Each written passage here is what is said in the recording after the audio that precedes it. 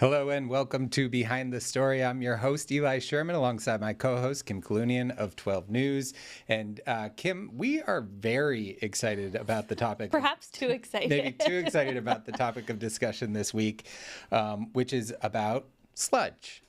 Biosolids. Biosolids. And we're going to get all into what that is and why it is that we're talking about it with our guest this week, who is Alex Kuffner of the Providence Journal. Alex, welcome to the show. Thanks for having me. Welcome back to the show, I should say. Yeah, pleasure. A repeat guest here.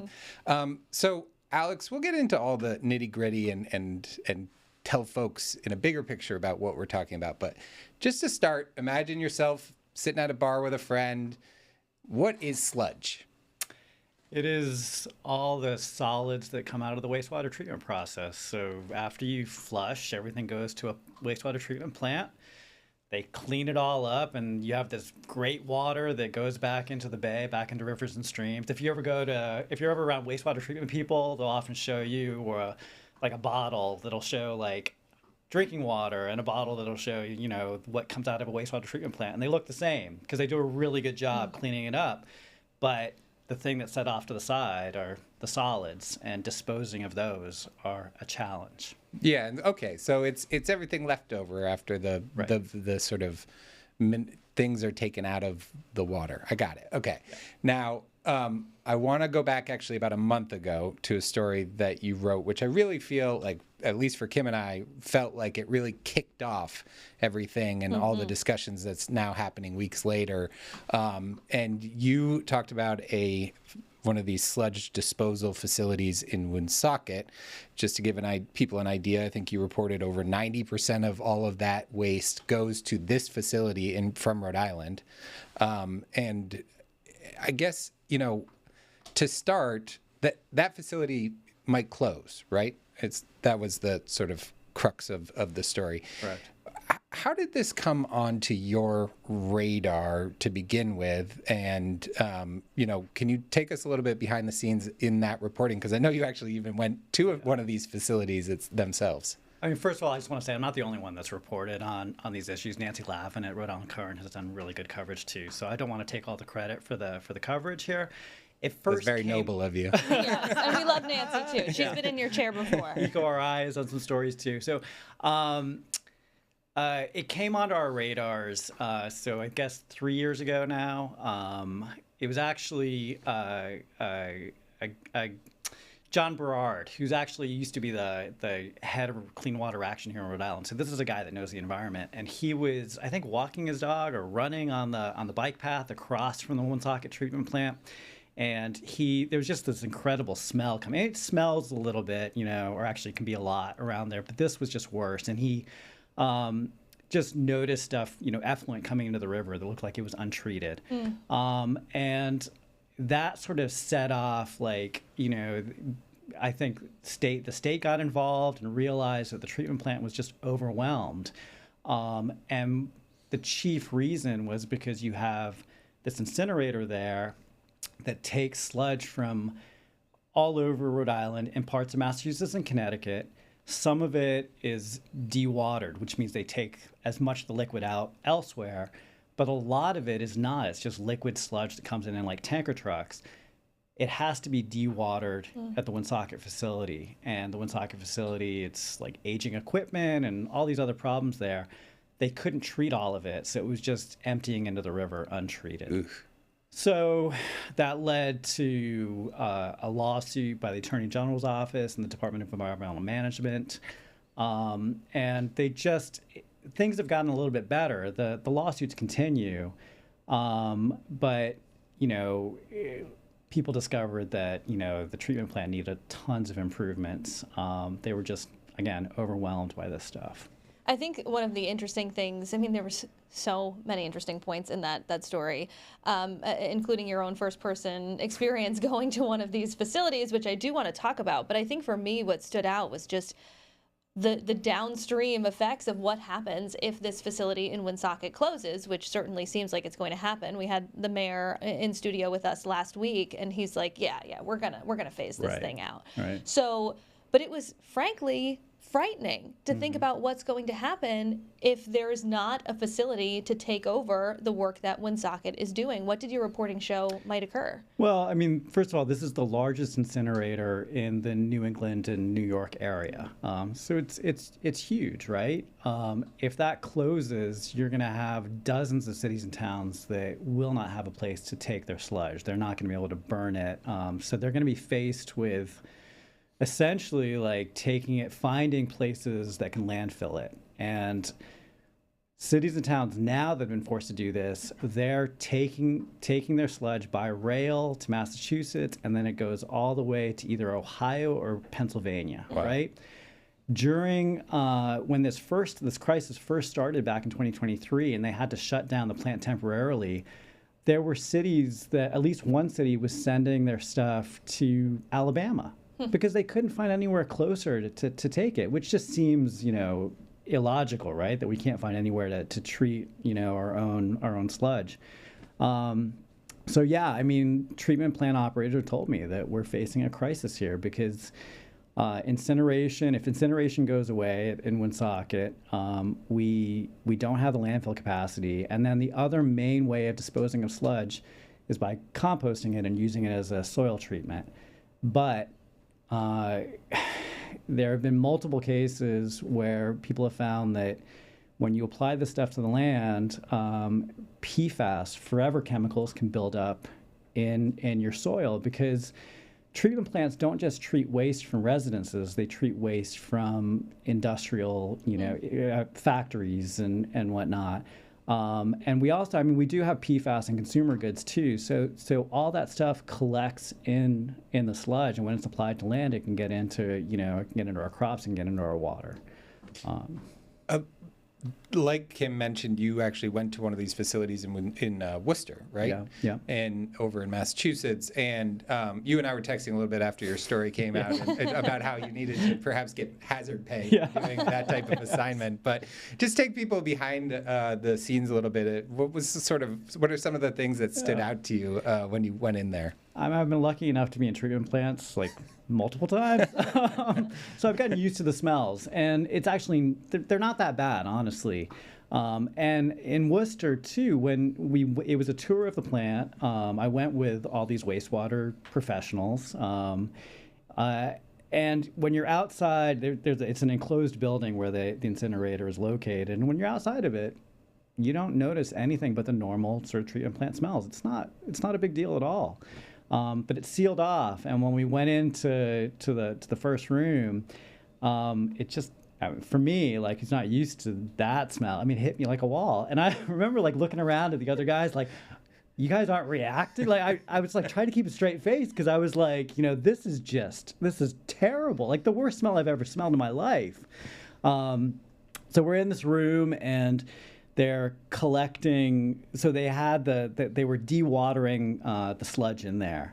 So they've got the sludge in like these big concrete vats basically, and it's churning away. I think I described it like cookie dough. It's awful.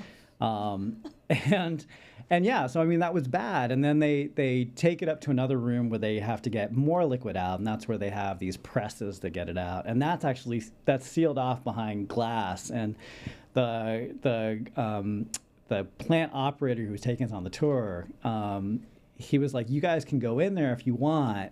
But we were doing this as there was a conference in Worcester at the time, and we were all going to be going to the conference. And he said, "But considering you guys are going to go to the conference later, I don't want you going in there because the smell's just going to imbue." Yes, exactly. Yeah. All right, guys. Well, unfortunately, we have to take a quick break. But when we come back, why a proposed sludge facility is causing a big stink in North Kingstown. Stick with us.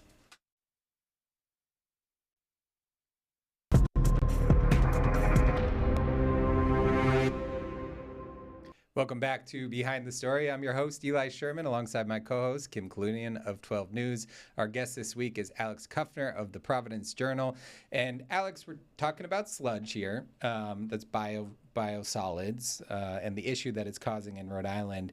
And now it's a big issue in Quonset, North Kingstown. Just to set the stage here, we're actually going to play a TV version of the story from our colleague Ethan Logue, who was covering this as well for us. Take a listen. Welcome to the People's House in North Kingstown. The residents of North Kingstown speaking out at Monday's town council meeting against a proposed biosolids waste processing facility at Quonset. Some attendees of the meeting expressed frustration with Quonset Soil Solutions, the company behind the proposal, and the Quonset Development Corporation, or QDC. Residents claim the organizations voted on this proposal secretly and did not allow for the public to comment on the matter. The vote taking place at a QDC Board of Directors meeting back on November 19th of 2024. It was outrageous that I had to find out from a concerned citizen who actually took it upon themselves to find out the information. What they got a copy of was a permit from DEM for air quality control for this prospective project.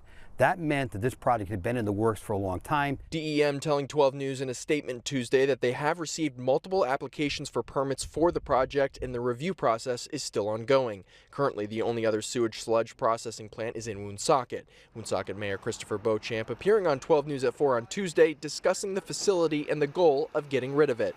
Woonsocket has had it for a very long time, and my community and my residents of quality of life has suffered for many, many years, and we've had enough. A spokesperson with the QDC telling 12 News Wednesday that the proposed facility at Quonset will be nothing like the one in Woonsocket in that it will not incinerate material. Rather, it will use a process known as pyrolysis, which will thermally decompose materials without oxygen. The spokesperson adds the material sent to the plant will be pre-treated, unlike Woonsocket, and it could take years before the facility is built. This isn't a forest. It isn't just an industrial park. It's near neighborhoods, schools, and kids, and they're on the front line, and I don't want to see the damage done to them. The decision to build the facility is now in the hands of the Quonset Point Development Corporation, which consists of 11 members, 2 of which are appointed by the North Kingstown Town Council. Reporting in North Kingstown, Ethan Logue, 12 News. So there you have it. That sort of sets up what we're talking about here in North Kingstown. And look, Alex, you and I have certainly covered a lot of big plants or facilities getting cited for energy reasons, for environment reasons, solar, you name it, around the states. And there's always pushback from local communities that sometimes they get blamed for NIMBYism, right? And not in my backyard. And but the residents here seem to feel like this proposed project was sort of rolled out in secret. And I wonder what you make of that. The Quonset Development Corporation they hold meetings, and this, they did hold a meeting on this. They voted in public session. The discussion was in executive session from what we know. So I guess it wasn't necessarily like secretive, but if you're not following this stuff, and I mean it wasn't even on my radar, and I think for other reporters too, or other people that cover this stuff, like it wasn't on their radar. People did find out about it more recently, and I think they found out about it because there were some other issues that people are complaining about in the business park, and they came across this proposal too. There's a council member in North Kingstown who is a member of the board, and he's taken responsibility for not telling people about this. I mean, I guess other people could have too, So I don't know. It's hard to say. I feel like, there should have been more sort of public information about this, but I can't say that anyone's done anything wrong here. Does it seem like, because obviously, as we heard from some of the folks who spoke with Ethan, who have been emailing our newsroom and your newsroom alike, they're unhappy with this. Can it be stopped, though? I think there are so many questions about it. So if you look at they did give their approval. The QDC, the Quonset Development Corporation, the board did give their approval to this. Yeah. But they attached a whole set of conditions. And if you look at those conditions, I think that raises a ton of questions about whether this can get done. And one of them is that they need a contract with the Narragansett Bay Commission. Yeah. So the NBC is the largest wastewater treatment system in the state. They operate in Providence and the surrounding towns. They would only, so the the facility would only accept dewatered sludge, like sludge cake. Which that's what they call it. That is the industry term, sludge cake. Sorry, I'm not making that up. They would only accept this form of, because the dewatering process is smelly, right? But there are no plans right now, or there are discussions about creating a centralized dewatering facility somewhere, but that's a long way off too. So if you need to do that first, then I think it could be a long time before this actually does happen. And just to add to, there are a lot of questions about pyrolysis. Like, sludge pyrolysis facilities are not common. As far as I know, there are only a couple of them in operation in the country. They don't run that well. So I think we need to find out more about the technology too. And just to give people an idea, and I'm glad you said it, because I was like, I'm not sure I even know how to say that word. But basically, instead of burning the sludge, right, it freezes it down to a sub. Doesn't freezes it, it heats it. It heats it up really, really hot. And then it sort of breaks. So the idea, people talk about this a lot. Like, if you ever heard the term advanced recycling in the plastics industry, it's the same concept. And it gets these things so hot that they break down. Like with plastics, it breaks it down to their chemical components. And advocates say that then you can use those chemicals to make new plastics. It hasn't been proven to work in that for that use.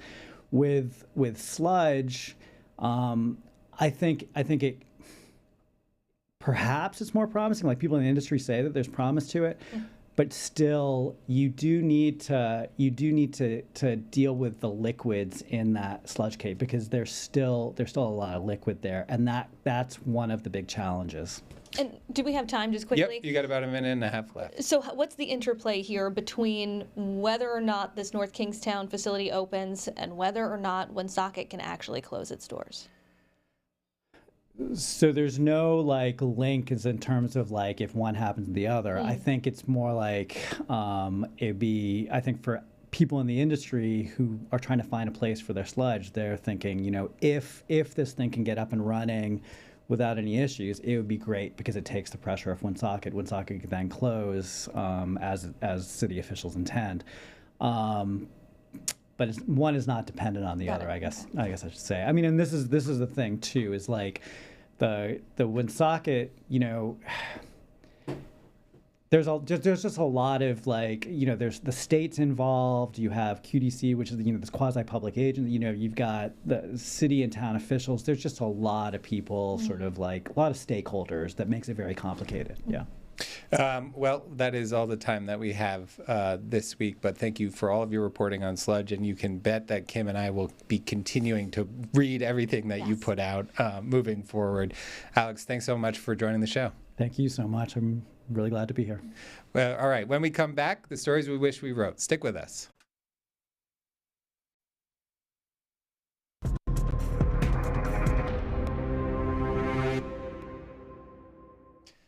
Welcome back to Behind the Story. I'm your host, Eli Sherman, alongside my co-host, Kim Kalunian of 12 News. And Kim, we are entering into the final segment of our show, The Stories We Wish We Wrote.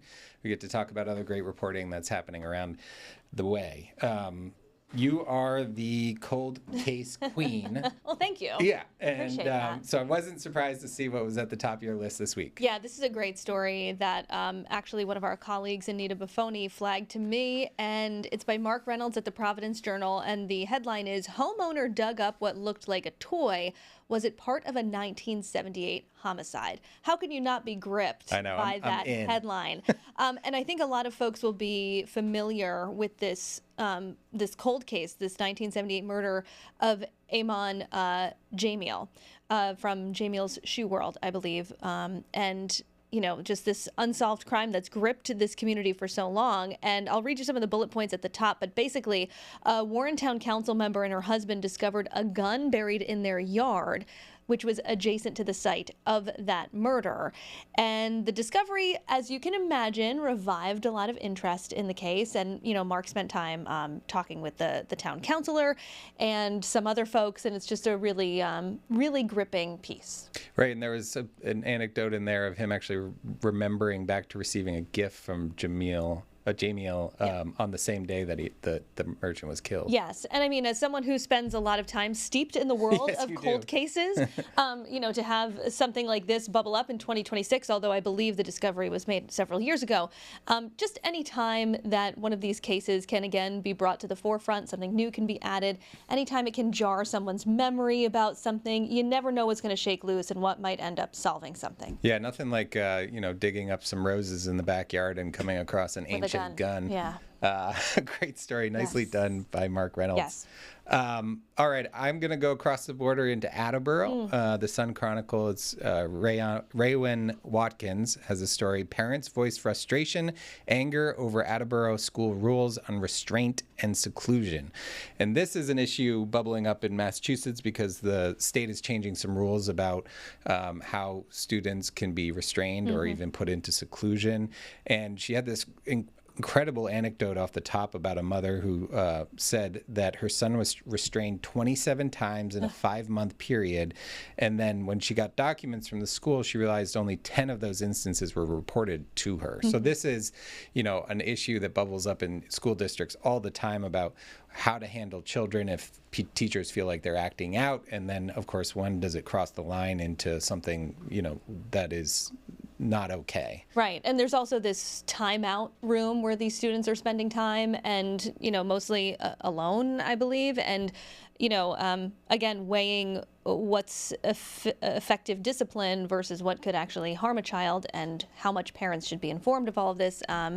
It's an alarming read. Yeah, and to your point, she found out that her son, she said, spent one day, 240 minutes, an entire day in seclusion, which is stunning to think about. Yeah, so great job there.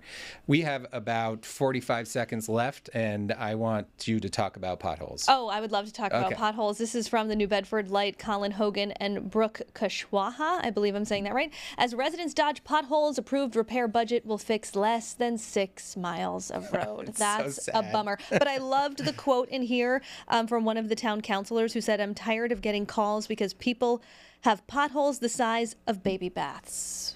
Welcome to Southern New England. I know. It seems like you cannot go wrong doing a story about potholes this time of year because it's impossible to drive around without feeling like you might just have your car explode. Absolutely. Teeth chattering. They're everywhere. Yeah. And as per usual, the New Bedford Light had great infographics in there, good data. Yes, they do a lots of great great job data. presenting their information.